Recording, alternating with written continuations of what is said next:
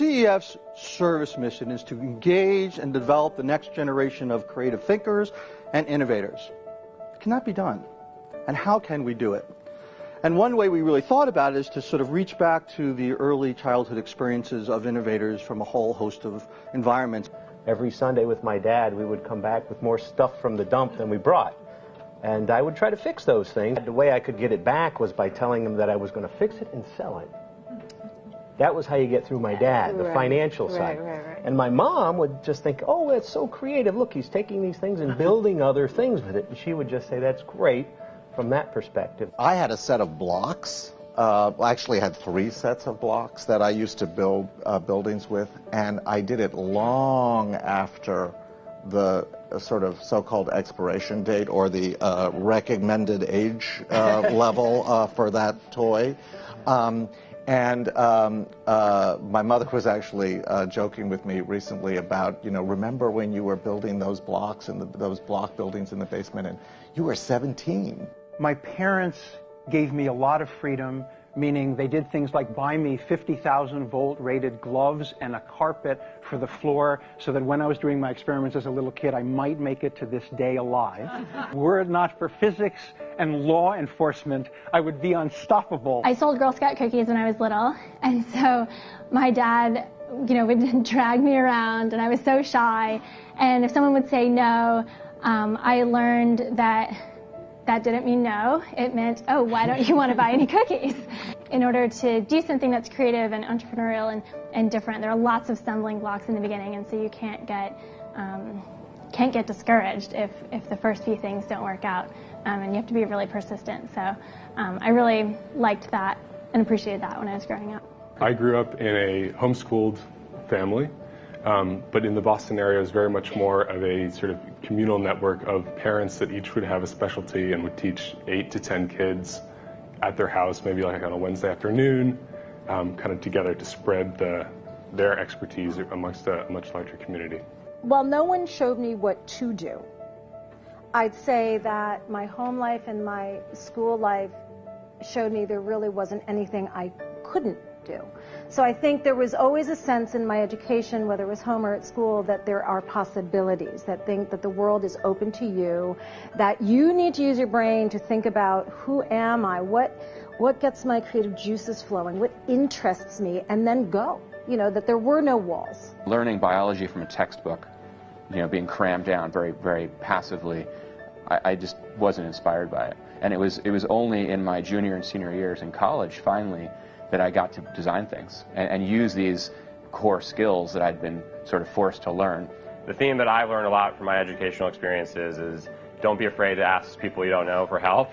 And really getting the most out of your education often involves going out of your immediate class and your immediate professor into their network, into their legion of people they know. My parents were very dogged about exposing me to art and to things like theater, musical theater, and performance, and also interacting and doing the same thing for improvisation. And what I find is that, especially in my own purely educational background and what I see in other people in job interviews and things like that, is this focus purely on text and the written word. And so much of what I do to build my brand is visual. It's about performance. It's about theater. One of the things I think that is grossly undervalued in education is understanding the importance of emotional anything. Meaning it's all focused on content. And if you ask me the question, what's more important, how you feel when you're learning something or exactly what you learned, they're not even close. The how you feel when you're learning is 10 to 100 times more important for no other reason than the fact that to learn anything complicated takes an amount of effort that's staggering. The ability to express oneself clearly in writing and in spoken form. It's one thing to be able to express yourself creatively with a beautiful drawing or with a building or, so forth. But to get there, you need to be able to express your idea verbally very well, and you need, and the written word is very, very important.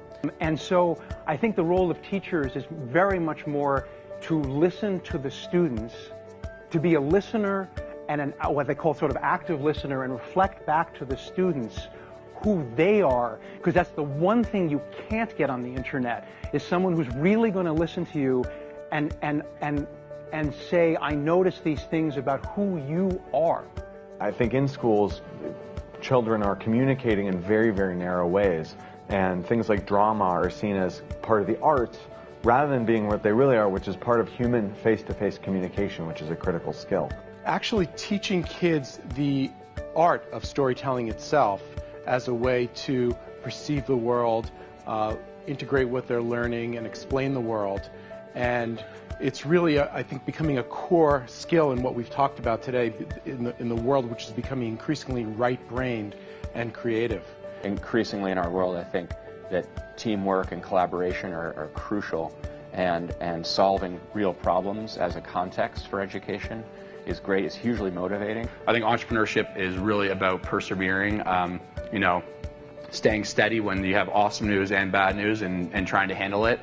And also being an athlete my whole life, I think that definitely plays a role in it. So I would suggest, if your schools do have athletic programs, encouraging kids to get in that, because when you do build a team, you have to learn to work together, and it's working together towards a common goal. People often say society gets what it rewards.